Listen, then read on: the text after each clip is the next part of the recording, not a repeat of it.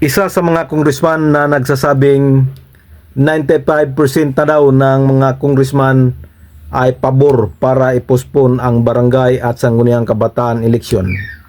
Pero kahapon po, pagkatapos ng SONA na hindi binanggit ng Pangulo ang BSKA, sinabi po sa naturang congressman na to na si Congressman Albi Benitez na ang barangay at sangguniang kabataan eleksyon ay tuloy na sa November 2, 2026.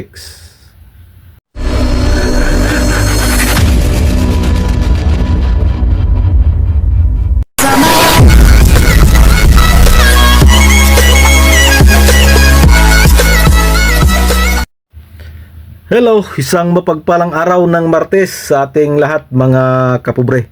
Welcome back muli sa ating munting channel, Cap John Official. Isang mapagpalang araw sa ating lahat. Araw ng Martes, pizza 28 na sa buwan ng Hulyo. Panibagong araw, panibagong biyaya, panibagong pag-asa, panibagong lakas. Of course, panibagong vlog. For today's vlog, update sa barangay at SK election. So, ang pinakahihintay na SONA ng Pangulong Bongbong Marcos ay nangyari na po kahapon. So, pagkatapos ng SONA, nagpaunlak ng panayam itong isa sa mga congressman na dati ay sinasabi niyang 95% na daw ng mga congressman ay pabor para ipospon ang sangguniang kabataan eleksyon. Pero kahapon po, sa kanyang panayam, sinabi po niya na ang BSKA 2026 ay tuloy na daw. Nagugat ito sa tanong ng isang reporter na hindi daw binanggit ng Pangulong Bongbong Marcos ang barangay at sangguniang kabataan eleksyon.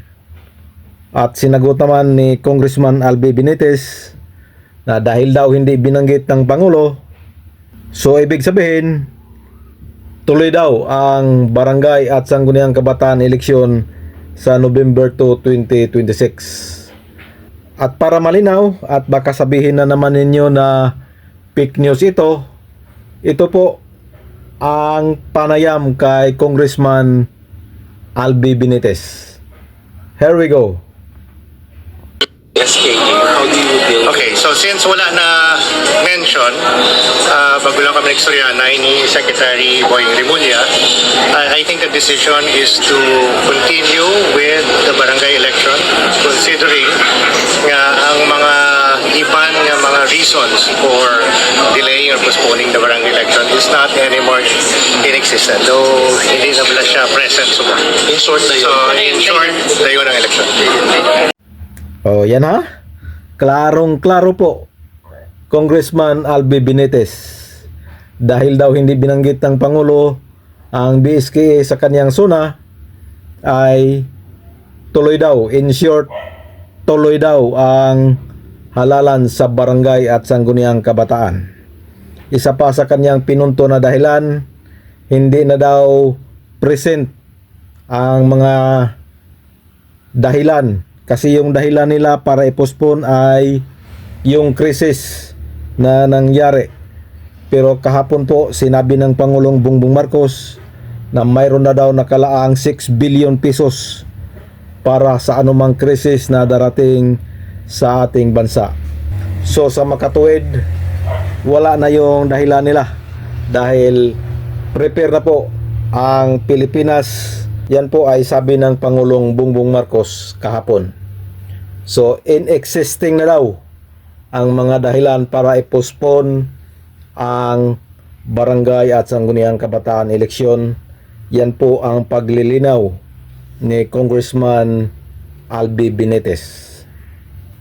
Kaya sa mga aspirant at incumbent, tuloy ang paghahanda dahil magaganap na ang pinakahihintay ng ating mga kababayan. At ito po ang barangay at sangguniang kabataan eleksyon sa wakas ay matutuloy na din. November 2, 2026. Let's go mga kapobre.